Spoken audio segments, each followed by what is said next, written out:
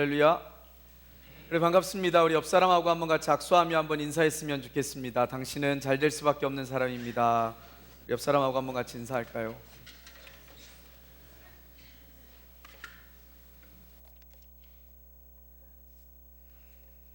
귀한 밤 하나님 예배하기 위해 나오신 여러분들 주님의 이름으로 축복하고 환영합니다. 하나님께서 오늘 우리에게 하나님의 은혜를 부어주실 줄로 믿습니다. 아멘. 예. 우리가 지난 시간부터 I'm a Baptist라는 주제를 가지고 같이 침례교에 대한 이야기를 좀 나누고 있습니다. 지난 시간에는 그 서론에 해당되는 침례교란 과연 무엇인가에 대한 이야기, 특별히 BWA 세계 침례교 연맹 그곳에 있는 침례교 유산위원회에서 만든 문서 가운데 그들이 이야기하고 있는 침례교인들이 어떤 분들인지 그 부분에 대한 이야기들을 우리가 함께 나누었었습니다. 여러분, 지난 시간에 나누었던 이야기들 가운데 우리가 첫 번째 본 것은 저것입니다. 침례와 주의 만찬 속에서 예수를 믿음으로 개인의 구원 경험을 강조하는 모든 그리스도의 일원, 이들을 누구라고 하냐고 하면 침례교인이다 라고 이야기한다라고 했습니다. 그리고 두 번째 우리가 이야기한 건 예수 그리스도의 주되심 아래서 신앙과 삶에서 그리스도에게 순종하고자 자유로운 지역 모임들 속에서 함께 연합한 사람들을 침례교인이다 라고 이야기를 했습니다. 그리고 세 번째는요, 우리 신앙과 행습의 모든 문제에 있어서 성서의 권위를 따르는 사람들을 침례교인이라 한다라고 이야기를 했습니다. 그리고 마지막으로 전 세계에 복음을 전할 대위임 명령이 모든 구성원의 책임임을 믿는 사람들, 이 사람들을 침례교인이라 한다라고 우리가 이야기를 나누었습니다. 그러면서 그것들이 무엇을 의미하는지 간단하게 지난주에 나누어 봤던 기억이 있습니다. 방송실 죄송한데요, 제가 이 모니터가 안 보이는데 저 모니터 TV 좀 켜주시겠습니까? 죄송합니다. 그러면서 저희가 사도행전 2장 말씀을 같이 보면서 사도행전 2장에 나타난 초대교회가 그 초대교회의 모습이 BWA 침례교 유산위원회에서 말한 침례교인들의 모습과 반대로 이야기하는 게 맞겠죠. 그 초대교회의 모습이 바로 침례교인이라고 이야기했던 그 모습들과 너무나 비슷하다라는 사실을 우리는 발견하게 됐습니다. 41절에서 그런 이야기를 합니다. 베드로의 설교를 받아들인 사람들은 침례를 받았습니다. 그날 믿은 사람의 수가 3,000명이나 되었다라고 이야기를 했습니다. 그러면서 우리가 그들이 그냥 침례를 받고 3,000명이 됐다라는 게 멈춘 게 아니라 영어 성경에 보면 그들이 사인업을 했다라고, 그러니까 교회에 속하게 되었다라는 이야기를 같이 나누었습니다. 그리고 42절에 가서 사람들은 사도들의 가르침을 받으며 서로 교제하고 빵을 나누어 먹고 기도하는 일에 힘썼다라는 이야기를 같이 나누었습니다. 그들 가운데 사도들의 가르침을 통해 어떻게 사는 것이 성경적인 삶이고 어떻게 사는 것이 예수님이 원하는, 하나님이 원하는 삶인지에 대해서 그들은 성서의 권위를 두고 성서가 가르치는 대로 살려고 노력하는 사람들이었다라는 것을 말씀드렸습니다. 그리고 46절에 가서 그들은 날마다 한 마음으로 성전뜰에 모였고 그리고 집집마다 돌아가며 함께 모여 기쁘고 순수한 마음으로 식사를 같이 했다라고, 아름다운 교제가 있는 공동체였다라는 사실. 그리고 마지막에 그들은 하나님을 찬양했으며 모든 사람에게서 칭찬을 받았고 그럴 때 하나님께서 그들 가운데 구원받는 사람을 날마다 늘어나게 하시는 놀라운 일들을 경험하게 되었다라고 저희들이 이야기를 나누었습니다. 그러면서 침례교는 어쩌면 이렇게 초대교회의 모습들과 흡사할까라는 생각을 우리가 한번 나누었던 것 같습니다. 물론 다른 교단에 있는 교회들도 제가 하는 이야기랑 동일한 이야기를 할지도 모릅니다. 제가 지난주에 단서를 달았던 게 있습니다. 혹시 기억나십니까? 제가 4주간 이야기하는 동안에 저는 어떤 다른 교단과 우리를 비교하여서 우리가 더 낫습니다라는 이야기를 하지 않을 것이라고 이야기를 했습니다. 혹시 그런 것을 기대하셨다면 저는 그런 이야기를 하지 않을 것입니다. 그냥 성서에 비추었을 때 과연 우리의 모습은 어떤 것인가에 대한 이야기를 계속 나눌 것입니다. 오늘은 특별히 두 번째 시간으로 피 흘려 지킨 신앙의 양심이다라는 그런 이야기를 좀 하려고 합니다. 다시 이야기를 나눈다면 이것은 침례교회사에 대해서 이야기를 하려고 합니다. 그런데 여러분, 어떤 역사를 나눈다는 건, 역사를 이야기한다라는 건 참 쉬운 게 아닌 것 같습니다. 왜냐하면 역사라는 것은 흘러오는 것이고 역사라는 것은 단시간 안에 이루어질 수 있는 일이 아니기 때문에 여러분, 역사를 지금 이 짧은 시간 안에 이야기한다는 건 참 어려운 일입니다. 제가 고민해봤습니다. 아무리 고민해보고 고민해봐도 사실은 지난번 강의 때도 2시간이나 넘치는 시간 동안에 했어도 굉장히 짧았었는데 오늘 이 30분 동안에 침례교의 역사를 이야기한다라는 것이 가능이나 할까라는 생각을 하면서 제가 다른 때보다 더 고심을 하고 힘들었습니다. 이걸 어떻게 줄이고 뭘 빼야 될지에 대해서 참 고민을 많이 했습니다. 그래도 제가 하겠다고 했기 때문에 해야 되니까 제가 줄이고 또 줄여봤습니다. 그래서 오늘 잘못하면 그냥 수박을 겉하는 시간이 될지는 모르겠습니다. 그런데 여러분, 혹시 이야기를 나누는 가운데 여러분들 가운데 궁금한 거나 아니면 그것이 부족하다라고 생각하시면 지난번 강의를 들으셨던 분들에게 쫓아가셔서 자세한 내용은 들으시기 바랍니다. 그게 아주 현명한 방법이겠죠, 제가. 오늘 그래서 침례교회의 그런 역사, 총침례교 교회사에 대해서 잠깐 이야기를 나눠보려고 합니다. 여러분, 어떤 분이 그런 이야기를 합니다. 인간만이 과거를 기억할 수 있고 미래를 향해 설계할 수 있고 그 다음에 현재를 고민할 수 있는 존재이다라는 이야기를 합니다. 생각해보면 참 많은 창조물이 있지만 그 가운데서 시간에 대한 개념을 가진 것은 어쩌면 인간밖에 없는 것 같습니다. 어쩌면 그것은 우리에게 주신, 하나님이 우리에게 허락하신 참 큰 축복이 아닐까라는 생각을 합니다. 여러분, 우리에게 시간의 개념이 있기 때문에 시간이 과거라는 것과 현재라는 것, 미래라는 것을 우리가 인지할 수 있는 능력이 있기 때문에 여러분, 우리에게는 역사라는 것을 생각해 볼 수 있는 그런 능력이 우리에게 주어지지 않았나라는 생각을 해봅니다. 여러분, 사람마다 다 다른 시간에 대한 개념을 갖고 있을 거라는 생각이 듭니다. 여러분, 한국적인 사고, 다시 말하면 불교적인 어떤 그런 전통을 가지고 있는 그런 사고 속에서는 이렇게 서클하는, 이렇게 회전하는, 윤회라는 표현을 쓰지 않습니까?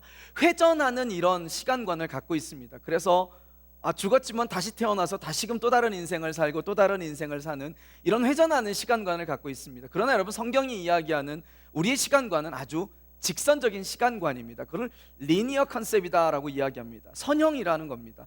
시작이 분명히 있고 그 다음에 끝이 있는, 시작과 끝이 분명한 그런 시간관을 우리는 가지고 있습니다. 하나님이 천지를 창조하시는 그 시점부터 하나님이 예수님이 이 땅에 다시 재림하셔서 이 땅의 모든 사역들을 완성하시는 그날까지 우리는 어떤 이런 선적인 그런 시간관을 가지고 있습니다.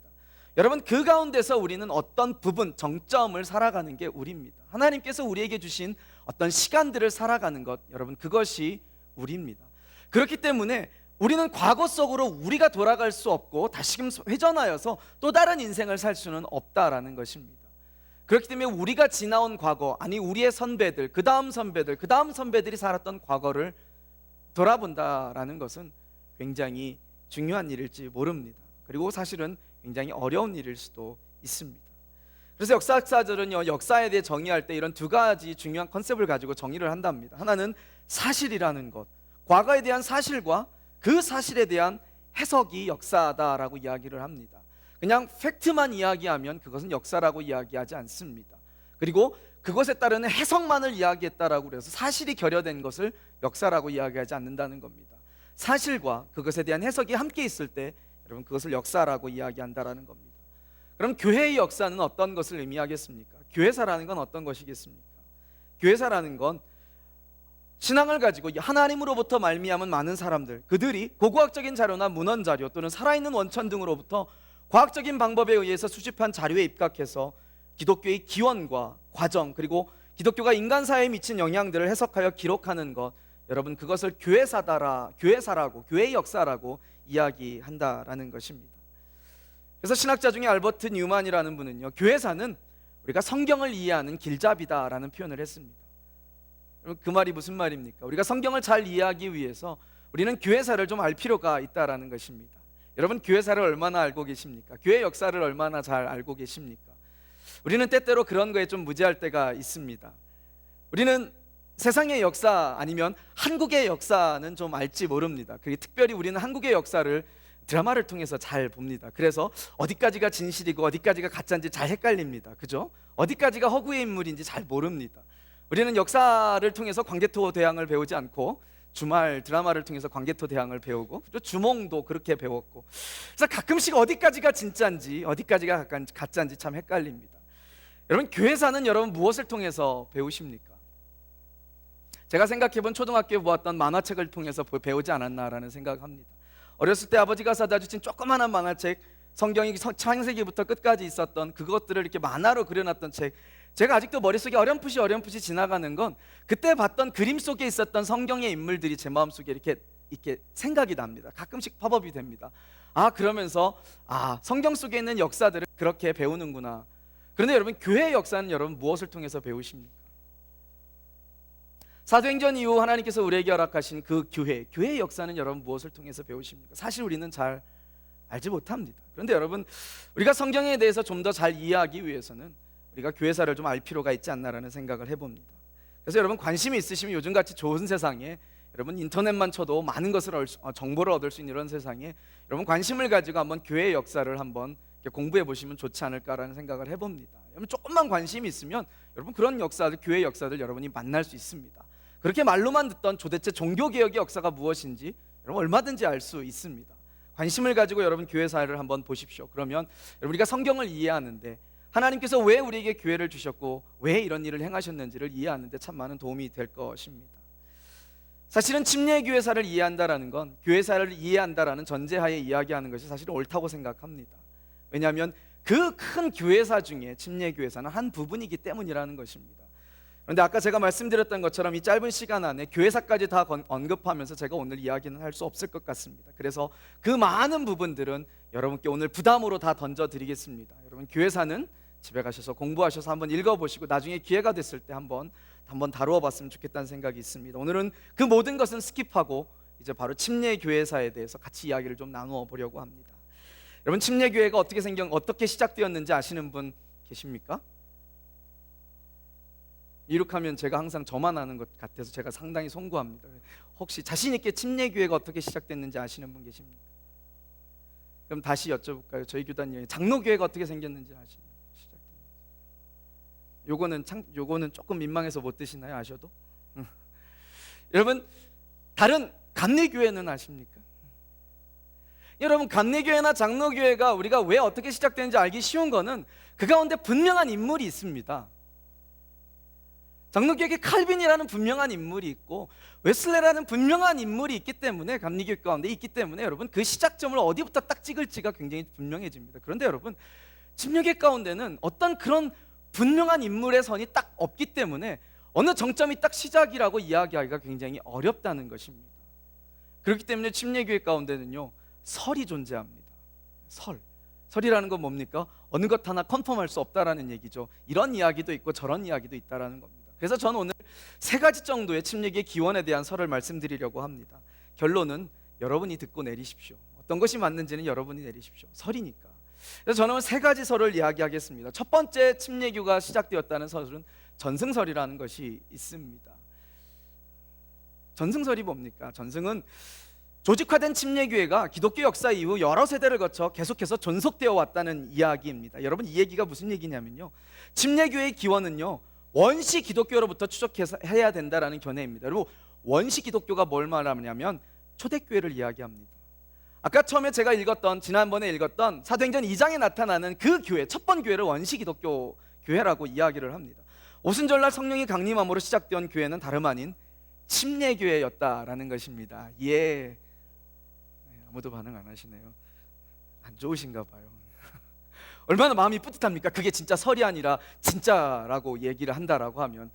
여러분 왜 그런 이야기를 하냐면 아주 재밌는 이론 하나가 있습니다. JJJ theory라고 혹시 들어보셨나요? 이것도 저만 아나요? 아싸. JJ theory라는 게 있습니다. JJJ는 어떤 이니셜이지 않겠습니까? 여러분 J의 가장 우리가 아는 이니셜 하나는 누구냐면 지저스겠죠. 그죠? 지저스, 조단 리버, 그 다음에 존 더 배프티스트. 그러니까 예수님과 그 다음에 요단강과 그 다음에 침례 요한, 그 앞에 있는 3개의 모든 JJJ를 다 따서 예수님이 침례를 받으실 때 침례교회가 생긴 것이라는 이론을 펼치는 학자들이 있다라는 겁니다. 그것은 마치 마태복음 16장 18절에 사도 베드로가 예수님 앞에 예수님이 누구신지를 고백하고 그 신앙 고백 위에 예수님께서 교회를 세우겠다라고 한 그 교회, 바로 그 교회가 침례교회다라고 이야기하는 학자들이 있다는 겁니다. 여러분 만약에 그런 관점에서 본다면 침례교회는요 개신교가 아닙니다. 프로테스탄트가 아닙니다. 종교개혁 이후에 나온 그런 교단이 아니라는 거죠. 왜냐하면 원시교회, 처음 초대교회부터 있었기 때문에 그냥 침례교회는 그냥 교회인 것입니다. 그런 주장이 있습니다. 그게 전승설입니다. 그래서요 여러분 J.M. 캐롤이라는 신학자는요 이 전승설을 굉장히 강력하게 주장했던 신학자입니다. 피 흘린 발자취라는 자신의 책에서 이런 고백을 합니다. 기독교 역사에 의하면 침례교인들은 예수 그리스도 이후 끊어지지 않는 교회들의 연결고리를 가지고 있다라고 이야기를 하고 있습니다. 그러니까 예수님이 침례를 받으신 그 이후, 그 다음에 성령이 오순절 마가의 다락방에 이한 이후 교회가 생겼을 때 그 교회는 바로 침례교회다라고 이야기하는 것입니다. 그런데 대부분의 교회는 다 자신들이 그런 초대교회라고 이야기합니다. 그리고 거기로 돌아가야 된다고 이야기를 합니다. 어쨌든 전승설이라는 것 하나가 있고요. 두 번째는 이것입니다. 아나베프티스트 영혈설이라는 것이 있습니다. 여러분, 아나베프티스트라는 단어를 들어보셨습니까? 저것을 굳이 번역하자면 재침례 교도라는 겁니다. 침례 앞에 재라는 말이 붙었다는 것은, 재라는 말은 다시라는 의미 아닙니까? 다시 침례를 받는다라는 겁니다. 여러분, 말 그대로 아나베프티스트는요, 침례를 받았던, 아니 엄밀하게 얘기를 드리면 유아 세례를 받았던 사람들이 다시 침례를 받아야 된다라고 이야기하며 주장했던 사람들, 그 사람들이 아나베프티스트입니다. 그래서 침례교의 기원을 16세기 종교개혁기에 발생한 아나베프티스트로 보는 견해가 바로 아나베프티스트 영연설입니다. 그래서 베프티스트와, 지금 우리의 베프티스트와 아나베프티스트 간에는, 재침례교도 간에는 영적인 혈연관계가 존재한다라고 보는 견해입니다. 여러분, 하버드 대학 교수였던 조지 윌리엄스는요, 그가 종교개혁을 이야기하면서 종교개혁은 크게 세 가지의 종교개혁이 있었다고 이야기를 합니다. 첫 번째 종교개혁은 관료적인 종교개혁이라고 이야기합니다. 여러분, 우리가 알고 있는 종교개혁은 대부분 여기에 속합니다. 관료적 종교개혁에 루터도 포함되고요, 칼빈도 포함되고 쯔빙글리도 포함됩니다. 각각 다른 지역에서 종교개혁을 이루었던, 우리가 알고 있는 그런 종교개혁들, 이 종교개혁자들이 한 종교개혁은 관료적인 종교개혁이라고 합니다. 왜냐하면, 왜 그렇게 표현하냐면, 이분들이 종교개혁을 했습니다. 그리고 아주 원래 가지고 있었던, 그런 캐톨릭이 가지고 있었던 문제들에 정면으로 반박하며 새로운 변화를 주장했던 것 맞습니다. 그래서 리포메이션이라고 하지 않습니까? 그런데 그들이 그것을 주장할 때 어떤 기존의 권력과 기존에 있는 틀들을 무너뜨리지 않았다는 겁니다. 그들은 그 틀들을 인정하는 가운데서, 오히려 그 틀들과 함께 힘을 같이 하는 가운데서 종교개혁을 이루었기 때문에 그들의 종교개혁을, 루터나 칼빈이나 쯔빙글리의 종교개혁을 관료적인 종교개혁이라 이렇게 이야기를 합니다. 그런데 거기에 또 다른 종교개혁 하나가 있는데, 그게 뭐냐면 급진적인 종교개혁이라고 있습니다.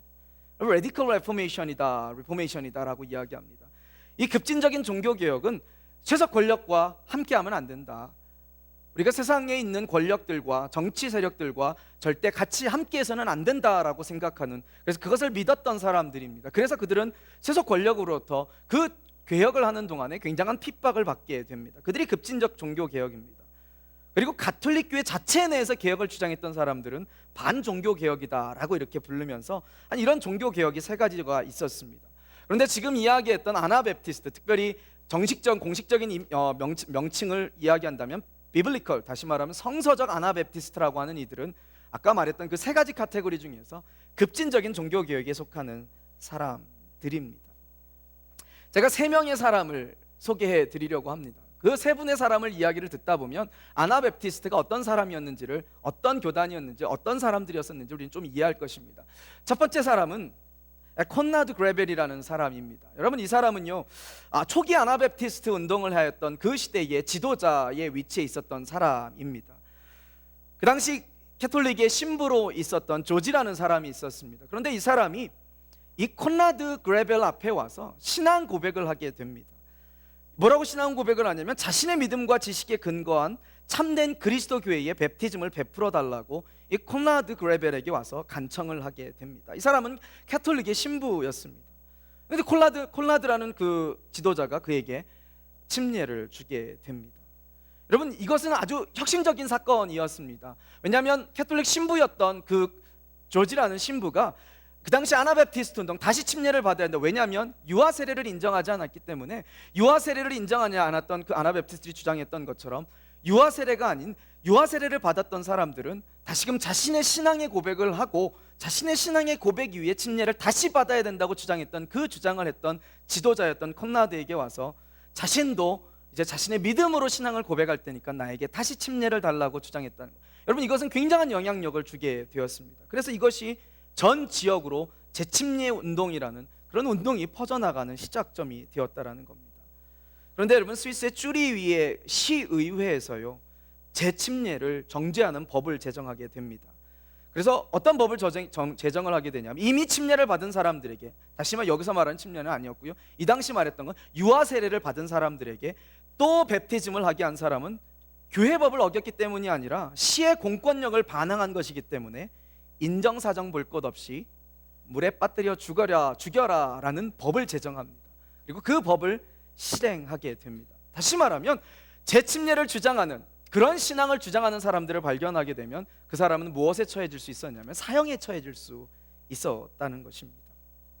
여러분, 그것이 콘라드 그레벨로 시작되어진 재침례 운동, 그 무브먼트의 시작점이고 그것에 따르는 파생되어지는 결과였다는 겁니다. 여러분, 한 사람을 더 소개해 볼까요? 마이클 세틀러라는 사람이 있습니다. 이 사람은 독일 남부 출신의 사람입니다. 이 사람은 수도원에서 신학을 공부하던 사람이었습니다. 근데 수도원에서 신학을 공부하면서 바울의 서신을 연구하다가 신약 성서의 가르침에 눈을 뜨게 됩니다. 마치 마틴 루터가 죄의 문제에 대해서 고민하다가 성경을 읽고 갈라디아서와 로마서를 읽다가 정말 무엇이 구원인지에 대해서 눈을 떴던 것처럼 이 마이클 세틀러라는 사람도 그 눈을 뜨게 됩니다. 그리고 복음적인 신앙을 가지게 되었습니다. 그런데 자신이 배우고 있는 그 수도원에 있는 규칙과 가르침이 신약 성서의 가르침과의 사이에서 엄청나게 큰 괴리가 있다라는 사실을, 큰 차이가 있다라는 사실을 발견하게 되고 갈등을 하게 됩니다. 그래서 이 마이클 셔틀러라는 사람이 수도원을 결국은 나오게 됩니다. 그리고 아나베프티스트 운동을 하는 곳에 동참하게 됩니다. 그런데 그 아나베프티스트 운동, 재침례 운동에 동참하게 되다 보니까 독일에서도 마찬가지로 그 아나베프티스트 운동을 하는 사람들을 핍박하는 법이 제정됩니다. 그래서 그에게 불법 집회 개최와 신앙 고백을 작성했다라는 이유로 그가 체포를 당하게 됩니다. 그리고 그도 마찬가지로 사형을 언도받게 됩니다. 그리고 사형장으로 끌려가면서 옆구리와 혓바닥이 부젓가라고 지짐을 당하는 그런 고통을 당하게 됩니다. 그리고 결국 그는 화형에 처해지게 됐다라고 합니다. 그만 그렇게 된 것이 아니라 그의 아내도 8일이 지난 후에 강에 빠뜨려서 죽임을 당하게 되었다라고 합니다. 여러분, 마이클 세틀러가 주장하였던 것은 다른 것이 아니라 믿음 가운데 믿음으로 신앙을 고백하는 사람이 그리고 그 신앙의 고백 가운데 침례를 받아야 된다라고 주장하였던 아나베프티스트 운동에 참여하였다는 것, 여러분, 그것이 죄목이었다는 겁니다. 마지막으로 한 사람을 더 소개하겠습니다. 이 사람도 독일 남부 출신의 재침례교 신학자입니다. 그리고 첫 번째 재침례교 신학 박사였습니다. 발타자르 헛마이어라는 이 사람은요, 쭈리히에서 있었던 제2차 공개 토론에 참석합니다. 신앙의 노선이 달랐던 사람들이 모여서 어떤 이슈를 놓고 토의를 하는 자리였습니다. 그 공개 토론에 참석해서 성상성화, 캐톨릭에서 많은 조각들이나 그림, 벽화와 같은 이런 것들은 우상 숭배의 대상이다라는 이야기를 이야기하게 됩니다. 그리고 그것은 하나님이 가증히 여기시는 것이다 라고 선포합니다. 그리고 오직 성서만이 판단의 기준이 된다라는 이야기를 합니다. 그리고 나서 그가 18개조라고 이야기하는 최초의 개혁적인 글을 발표하게 됩니다. 그리고 카톨릭교회, 그 당시 주류를 이루었던 카톨릭교회의 신학이었던 스콜라 신학을 그가 거부하는 일이 발생합니다. 여러분, 무슨 일이 일어나겠습니까? 결국은 쫓겨나게 되었죠. 밤은당에서 쫓겨나게 되었습니다. 그리고 나서 그가 이런 글을 하나를 씁니다. 신자들의 그리스도교적인 침례, 신자들의 그리스도교적인 침례라는 글을 쓰게 됩니다. 그가 그 글 안에서 무엇을 이야기하냐면 츠빙글리라는 종교개혁가가 주장하였던 제세례와 유아세례에 관하여라는 그 말에 대해서 반박하는 글을 그곳에서 쓰게 됩니다. 그러면서 그가 반박하는 글 중에 가장 주된 내용은 이것입니다. 침례란 헌신된 제자됨의 표시이다. 침례란 그리스도에게 헌신하고 교회에서 동료 그리스도인들에게 순복하겠다는 헌신의 표시이다 라고 말을 했습니다. 그리고 더 강력한 표현을 하나를 더 쓰게 됩니다. 유아세례는 술 없는 주막 앞에 붙여진 간판과 같다라는 아주 강력한, 아주 도전적인 표현을 쓰게 됩니다. 결국 그 당시에 모든 기득권을 가지고 있었던 이번 종교개혁을 이루었던 세력에게도 그는 축출당하는, 그리고 그는 이단시되는 사람이 되어버리게 됩니다. 그리고 기소되어 체포되어 마찬가지로 이 사람도 화형에 처해지게 됩니다. 사흘 후에 아내도 다뉴브 강물에 빠뜨려져서 죽이는 처형을 당하게 되었습니다. 여러분, 다른 교단처럼 침례교 안에는 제가 지금 3명의 사람을 이야기했지만 여러분, 칼빈이나 여러분 츠빙글리나 루터처럼 여러분 한 번도 들어보지 못한 사람들 아닙니까? 왜냐하면 이 사람들이 어떤 침례교를 이루는 어떤 분명한 획으로서 무엇을 근 사람들은 아닙니다. 그러나 이 사람들은 자신들이 믿었던 그런 침례에 대한 어떤 기본적인 신앙에 대한 부분들을 신뢰했기 때문에, 그것을 끝까지 지켰기 때문에 여러분 목숨을 바쳤던 사람들입니다. 여러분, 그 외에도 재침례교도들은 자신의 믿음을 지키기 위해 기꺼이 죽음을 선택합니다. 단순히 그 당시 있었던 가톨릭이나 그 당시 있었던 권력 세력에 의해서만 핍박을 받은 것이 아니라 첫 번째 종교개혁, 아까 이야기했던 관료적인 종교개혁을 이루었던 사람들에 의해서도 굉장히 많은 핍박을 받게 됩니다. 아까 말씀드렸던 츠빙글리가 자신이 이야기했던 유아세례나 제세례와 같은 그런 것에 대해 반박하고 그것을 반하여서 일어났던 일들이 있었기 때문에 여러분, 츠빙글리와 같은 종교개혁가들에 의해서 많은 아나베프티스트들, 제침례 교도들이 죽음을 당했다는 사실을 혹시 여러분 알고 계십니까? 그래서 많은 아나베프티스트들 영연설을 주장하는 신학자들은 침례교의 전통은, 침례교의 기원은 바로 아나베프티스트에게 있다라고 이야기를 합니다. 그도 그럴 것이 실제로 아나베프티스트와 침례교 사이에 많은 유사점을 갖고 있습니다. 지금 제가 계속해서 반복하여 이야기했던 것처럼 신자의 침례에 대한 것은 너무나 흡사하고 너무나 동일합니다. 그리고 종교의 자유, 그리고 정치와 종교의 분리, 결코 교회가 국가 권력과 함께할 수 없다라는 사실에 대한 그런 주장들, 구원관이나 맹세에 관한 맹세에 대해서 반대하는 것 같은 이런 것들, 이런 모든 것들을 봤을 때 아나베프티스트들, 제침례 교도들과 지금의 침례교는 굉장히 유사하다라는 사실을 발견하게 됩니다. 그래서 아나베프티스트 영혈설이라는 이 말은, 이 주장들이 굉장히 설득력 있게 받아들여집니다. 그럼 마지막으로 한 가지 더 설이 있다면 그것은 영국 분리주의자 후예 설이라는 것입니다. 여러분, 16세기 제가 지금 말씀드렸던 아나베프티스트 영연설은 16세기 1500년대에 일어났던 일이라면, 이제 영국 분리주의자 후예설은 1600년도에 일어난 일입니다. 이 주장은요, 침례교회는 영국의 분리주의 운동으로부터 파생되었다고 보는 견해입니다. 분리주의다라는 이야기입니다. 침례교회는 영국 국교회로부터 떠난 분리주의자들을 믿음의 조상으로 하며 신자의 침례와 회중정치 원리를 핵심적인 신앙 원리로 수용했던 성도들을 그 조상으로 한다라는 견해, 이것이 영국 분리주의자 후예설입니다.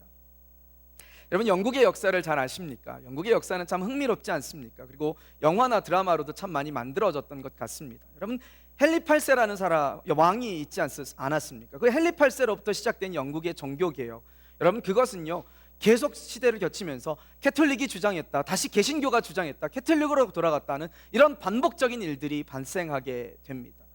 여러분, 그런데 우리가 알고 있는 엘리자베스 여왕의 때에 딱 이르러서 엘리자베스 여왕이 이 종교적인 갈등의 모든 문제를 해결합니다. 어떻게 해결하냐면 카톨릭과 개신교 양자를 타협하는 선에서 두 종교를 인정하려고 하게 되는 중도 노선이라는 정책을 선포하게 됩니다.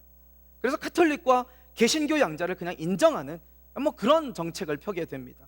마치 화해가 일어난 것 같고 그랬지만 사실 그 가운데 그 중도 노선이라는 건 존재할 수 없다라고 주장하는 사람들이 생기게 됩니다. 어떻게 그 중도 노선이 있을 수 있냐? 하나가 옳으면 하나는 옳지 않느냐라는 주장을 하게 됩니다. 그 중도 노선에 불만을 품은 개혁적인 성도들이 대두하기 시작했고, 그들이 바로 우리가 알고 있는 청교도들과 분리주의자라는 것입니다. 영국의 성공회가 아주 기득권을 가지고 있는 국교였기 때문에 그들은 힘을 가지고 있었습니다. 그들은 모든 세력, 국가의 권력과 함께하였기 때문에 힘을 가지고 있었습니다. 그러나 그것에 불만을 품었던, 그것이 아니라고 주장했던 청교도들과 분리주의자는 그 땅 가운데 있을 수가 없었습니다. 그리고 그 권력이 틀리다라고 이야기를 했기 때문에 그들은 보호받지 못했다라는 겁니다. 그래서 그들이 무브먼트처럼 그냥 일어나게 되었다라는 겁니다. 그래서 1611년 이후에 영국에는 일반 침례교회, 이 분리주의자들을 통해서 그들로 시작되어진 교회가, 침례교회가 생겼는데, 그것이 바로 일반 침례교회와 특수 침례교회라는 이 두 가지의 침례교회가 생기게 되었습니다. 기본적인 침례교회의 틀은 비슷했지만 그러나 지역적으로 다른 것, 영국 안에서 지역적으로 다르고 그들이 주장하는 어떤 특성들이 있었기 때문에 일반 침례교회와 특수 침례교회라고 나뉘게 되었습니다. 그러나 여러분, 이 일반 침례, 분리주의자들로부터 시작되어진 일반 침례교회와 특수 침례교회, 그 침례교들이 부흥하게 되었고, 그 영국에 있는 그 침례교들을 통하여서 미국과 한국과 모든 것에 침례교회가 퍼져나가는 계기가 된다라는 것입니다. 그렇기 때문에 많은 신학자들은 침례교의 기원은 영국 분리주의자의 후예다라는 이야기를 한다라는 것입니다. 사실은 여러분, 제가 오늘 1시간이 아니라 2시간, 3시간 동안 영국 침례교회 이야기를 해도 부족합니다. 그래서 제가 지금 일반 침례교회나 특수 침례교회에 대한 그런 설명을 제가 드리지 않았습니다. 나중에 정말 궁금하신 분들을 이야기하시면 제가 자료를 드리도록 하겠습니다. 그리고 아까 제가 말씀드렸던 것처럼 이미 들으셨던 분들에게 물어보시면 아주 자세하게 말씀해 주실 거라고 생각합니다. 재미가 별로 없으시죠? 아멘할 구석이 없잖아요, 그죠? 역사입니다. 제가 그래서 오늘 얼마나 제가 부담스러운 마음으로 오늘 예배를 이 설교를 준비했는지 아십니까? 그래도 아직 안 끝났습니다. 끝까지 인내심을 갖고 들으시면 그래도 침례교의 역사에 대해서 한 번 정도는 마음속에 품지 않을까라는 생각을 합니다. 여러분, 제가 세 가지 설에 대해서 지금 이야기를 드렸습니다. 여러분, 이 세 가지 설, 여러분 어느 것이 맞다라고 생각하십니까? 사실 우리가 그것을 어느 것이 맞다라고 이야기하기는 쉽지 않습니다. 왜냐하면 우리가 그것을 판단할 만한 지식을 갖고 있지 않기 때문이라고 생각합니다.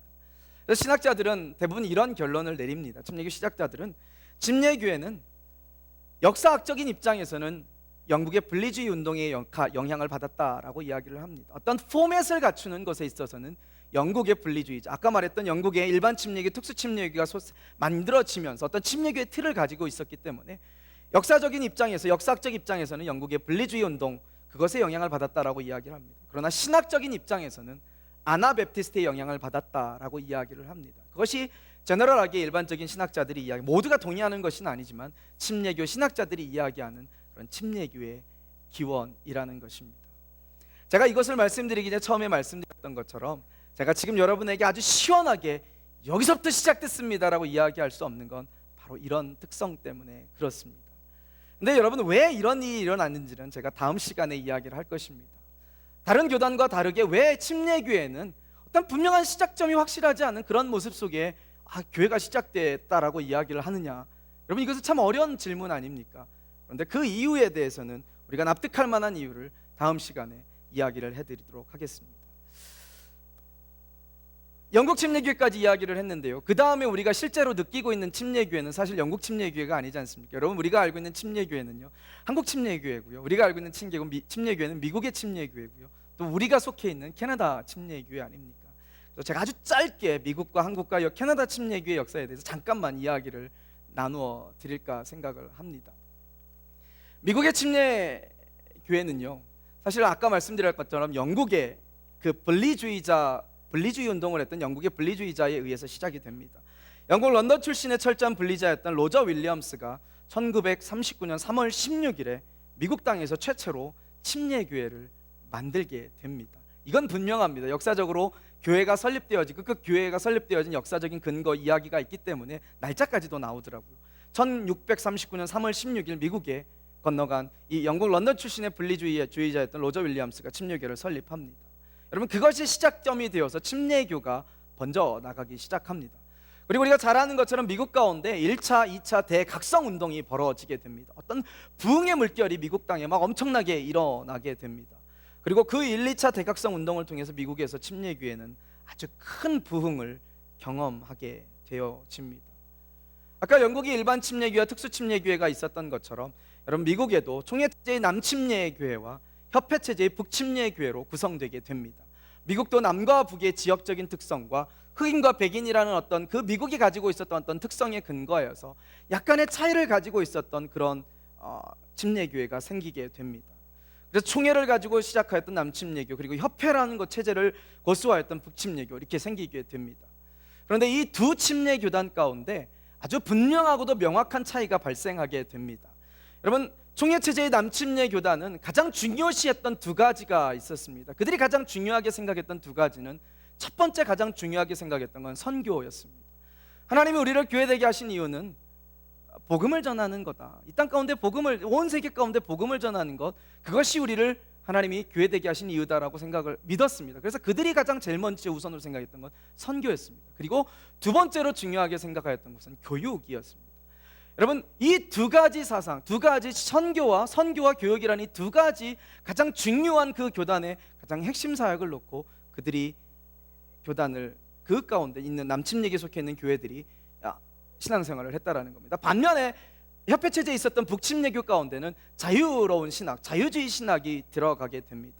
그리고 그 자유주의 신학이 보수적인 복음들을 이렇게 조금 어렵게 만드는 일이 발생하게 됩니다. 결국은 자유주의 신학이 들어갔던 북침례교는 이렇게 그러니까 부흥하지 못하고 아주 작은 군소교단처럼 남아있게 되었다는 겁니다. 여러분, 우리가 알고 있는 것처럼 현재 남침례교는 미국에서 가장 큰 교단입니다. 근데 사실은 단지 미국에서만 뿐만 아니라 전 세계적으로 가장 큰 한 개의 교단이 있다면 그것은 미국 남침례 교단일 것입니다. 가장 엄청난 선교 활동을 하고요. 그리고 교육을 통해서 놀라운 일들을 이루는 그 교단이 미국의 남침례 교단입니다. 그것이 아주 제가 지금 짧게 브리프하게 이야기한 미국 남침례교입니다. 여러분, 한국 남침례가 아니죠. 한국 침례교회죠. 한국 침례교회는 재미있게도 캐나다의 평신도 선교사였던 말콤 페닉이라는 분을 통해서 들어오게 됩니다. 여러분, 1889년 12월 달에 캐나다 출신의 평신도 선교사였던 말콤 페닉이라는 분이 황해도 소래 지역에 들어오게 됩니다. 그리고 그곳에서 전도 활동을 시작합니다. 그리고 그분이 한국 순회 전도단이라는 전도단을 결성합니다. 그리고 그 전도단을 통해서 함경도 원산에 선교 본부를 설치해서 전도하는 일을 막 시작하게 되었습니다. 그리고 99년, 10년이 지난 99년에 드디어 6명의 한국인 개종자에게 최초로 침례를 주는 침례식을 하게 됐습니다. 역사적으로 얼마나 감명 깊고 얼마나 흥분되는 순간이었겠습니까?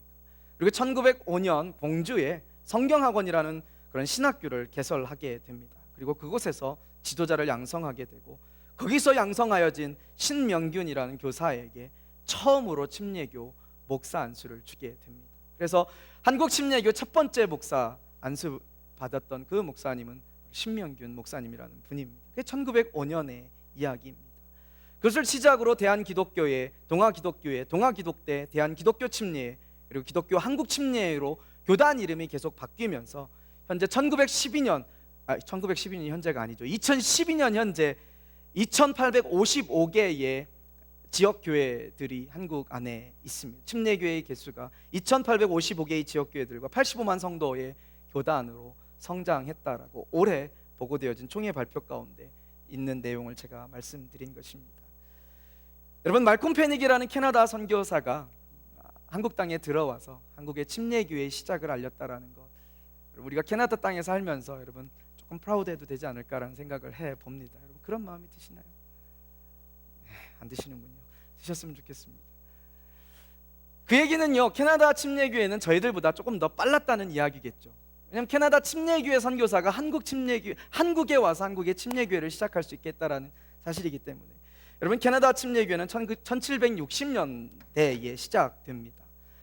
아까 한국이 1889년에 처음 시작되었다라고 하면 1760년대 그때 캐나다의 침례교인들이 예배하기 시작했다라고 기록에 남아 있습니다. 1860년대 매니토바에 베프티스트 인 웨스턴 캐나다라는 그런 총회가 생기게 되었습니다. 그리고 1884년에 매니토바하고 노스웨스트 침례교 총회가 결성이 됩니다.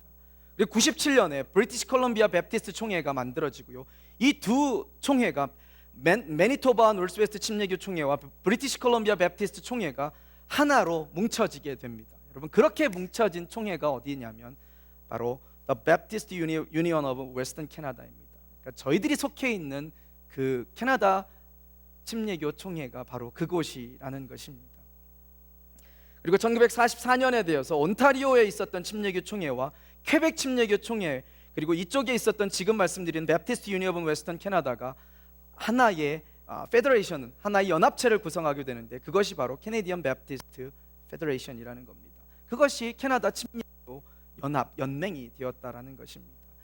그리고 2007년 교단 100주년을 맞이하여서 조금 전에 말씀드렸던 The Baptist Union of Western Canada라는 지금 저희의 교단의 옛날 이름이 지금 현재 우리가 부르고 있는 The Canadian Baptist of Western Canada로 그 명칭이 바뀌게 되었습니다. 그리고 현재 이 교단 안에 178개의 교회가 있다라고 보고되어지고 있습니다. 여러분, 그것이 캐나다 침례교의 간략한 역사입니다. 여러분, 3일 밤낮을 해도 부족할 분량을 제가 지금 아주 짧은 시간 안에 그냥 막 말씀을 드렸습니다. 여러분, 마음속에 무엇이 남을지는 잘 모르겠습니다. 이런 역사 사실 큰 관심이 없으면 그냥 잊어버릴 수도 있는 것입니다. 그리고 사실 우리가 외우지 않아도 혹시 자료가 있으면 보면 알 수 있는 것이기 때문에 그리 중요하지 않게 생각할 수 있을지도 모릅니다. 그날 여러분, 제가 시작할 때 그런 이야기를 드렸습니다. 하나님이 우리에게 시간의 개념을 유일하게 인간에게 주셨다고, 그리고 그 시간의 개념을 통해서 우리는 과거를 알 수 있고, 현재를 조명해서 볼 수 있고, 그리고 미래를 설계할 수 있는 그런 특권을 우리에게 주셨다라고 이야기를 했습니다. 여러분, 우리가 지금 신앙생활을 하고 있지만, 여러분, 그러나 우리가 신앙생활을 하는 이것은요, 우리보다 먼저 선제되었던 어떤 신앙의 선배들과 그들의 노력, 그들의 피와 땀을 통해서 연결되어져서 왔던 그런 역사적인 순간들이 있었습니다. 우리가 한 번도 만나보지 못했던 사도 바울을 우리가 여러분 그 사도 바울을 우리가 위대한 사도로 인정하는 것, 무엇을 근거로 그렇게 인정하십니까? 여러분 그가 쓴 사도 바울의 서신들, 특별히 성서 가운데 있는 그의 서신을 역사적인 사실과 역사적인 인물로 우리가 믿기 때문에, 인정하기 때문에 여러분 그 말씀 가운데 우리의 믿음을 두는 것 아니겠습니까?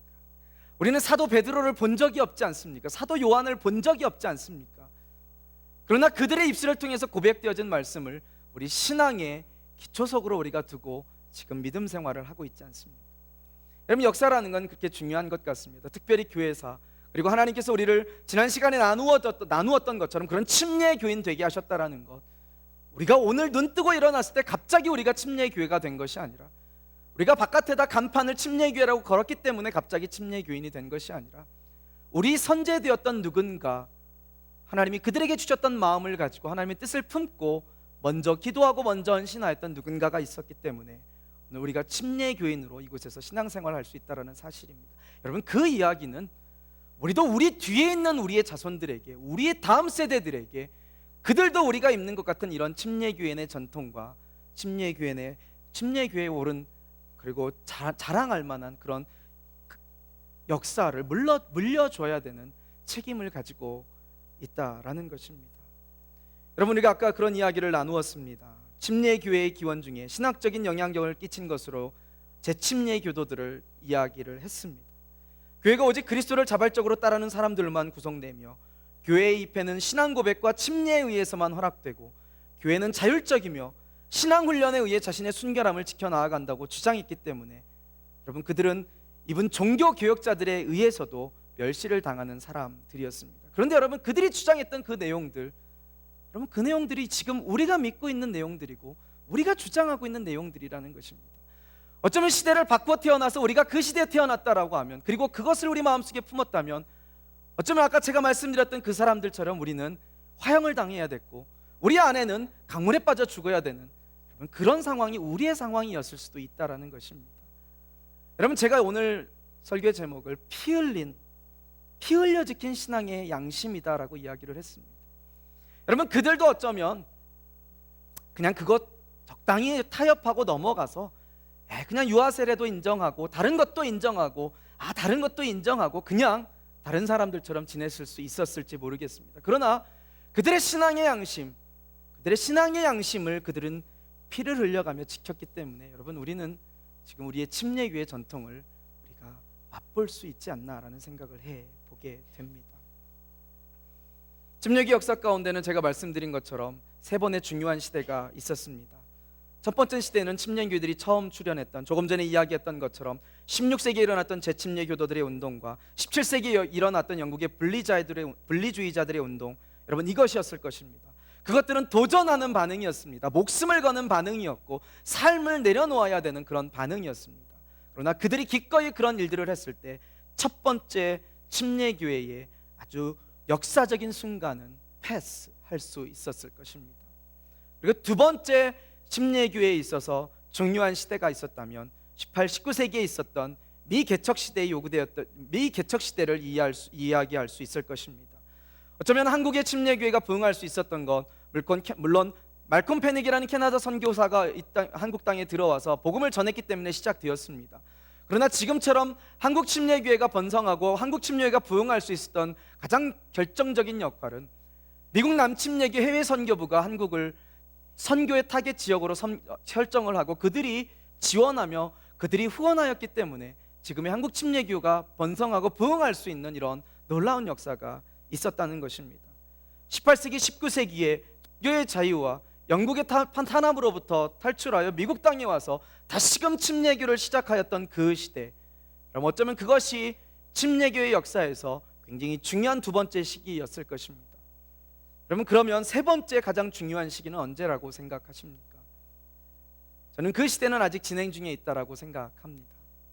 여러분 그 시대는 지금 오늘을 살고 있는 바로 지금이 가장 중요한 그 세 번째 시대라고 저는 믿습니다. 당황스럽게 급변하는 시대입니다. 눈 뜨고 일어나면 세상이 바뀌어 있는 시대에 우리가 살고 있습니다. 그리고 너무나 많은 진리가 있다라고 생각하는 시대에 살고 있습니다. 모든 것이 다 맞는 시대에 살고 있지 않습니까? 그리고 사람이 가장 중요하다라고 이야기하는 인본주의 시대에 우리는 살아가고 있습니다. 여러분, 그것이 지금 우리가 살고 있는 21세기의 현재입니다.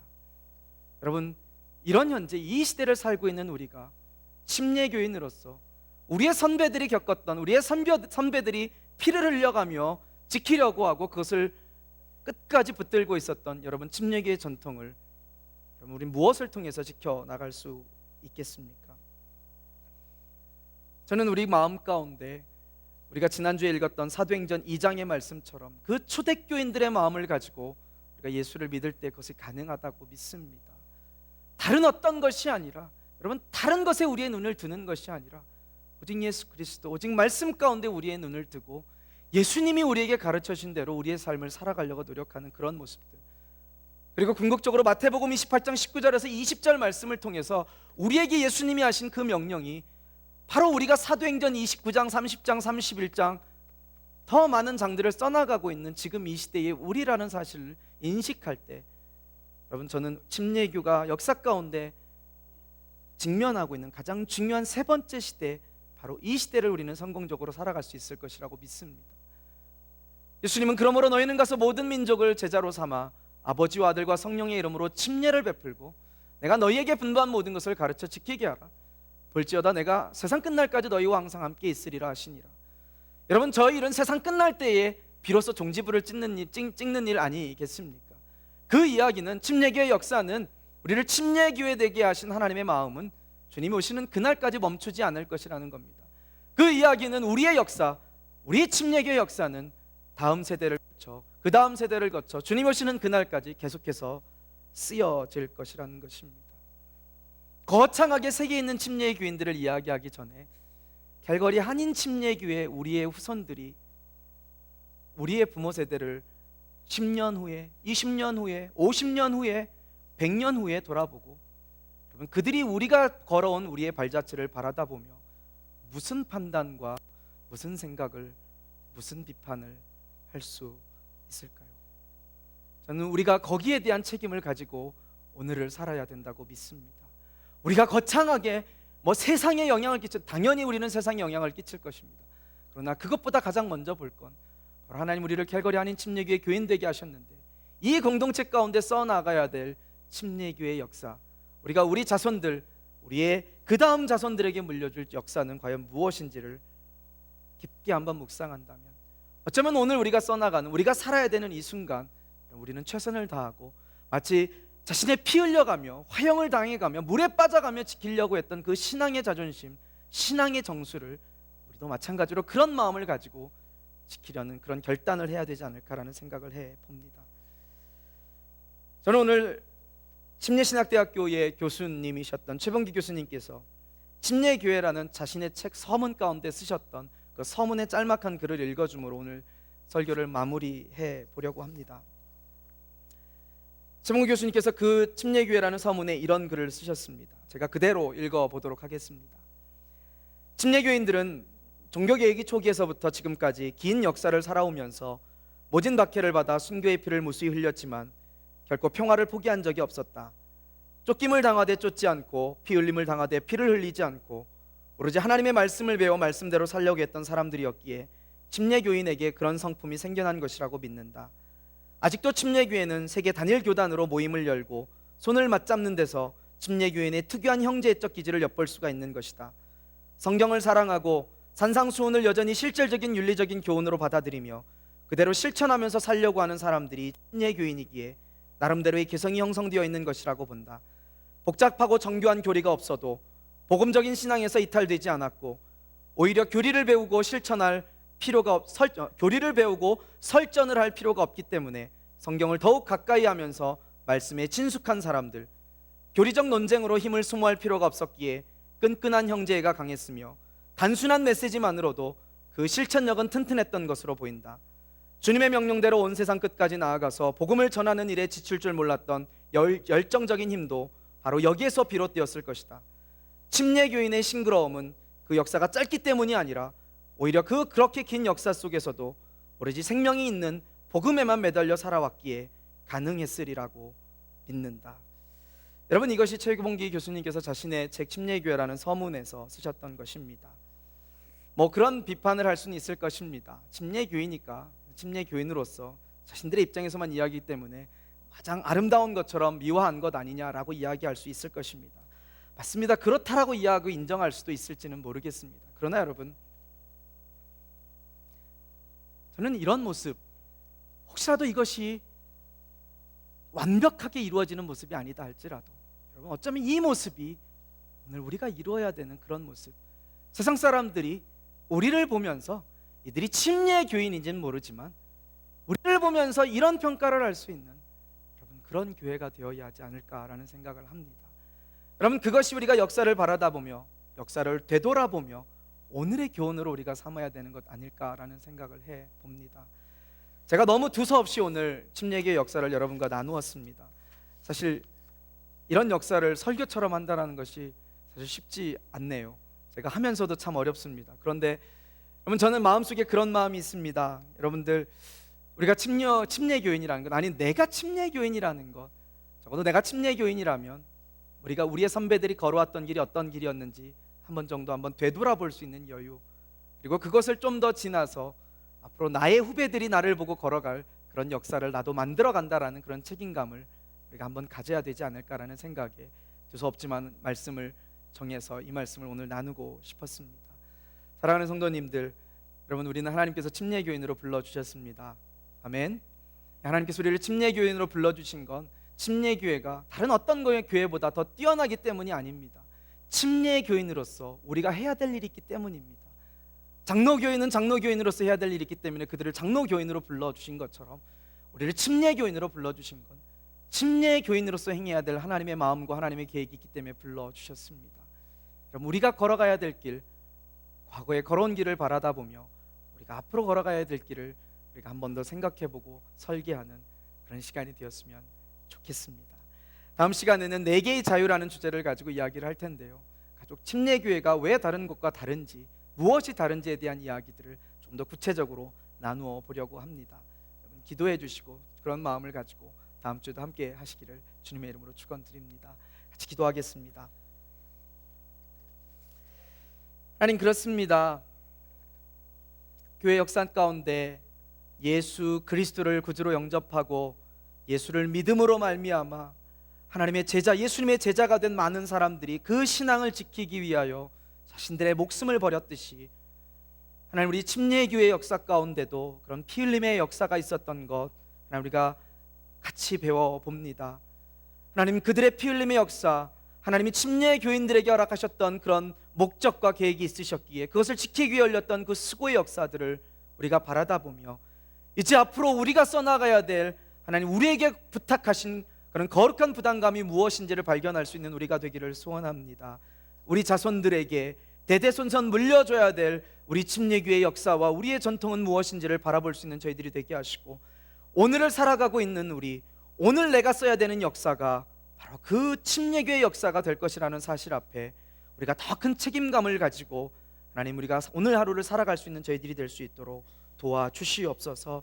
우리의 능력과 우리의 의지로 살아가지 말게 하시고 하나님의 능력과 하나님의 뜻을 따라 하나님 말씀에 순종하여 그 말씀 가운데 우리의 모든 것을 다 바쳐 살아갈 수 있는 저희들이 될 수 있도록 주님 역사하여 주시옵소서.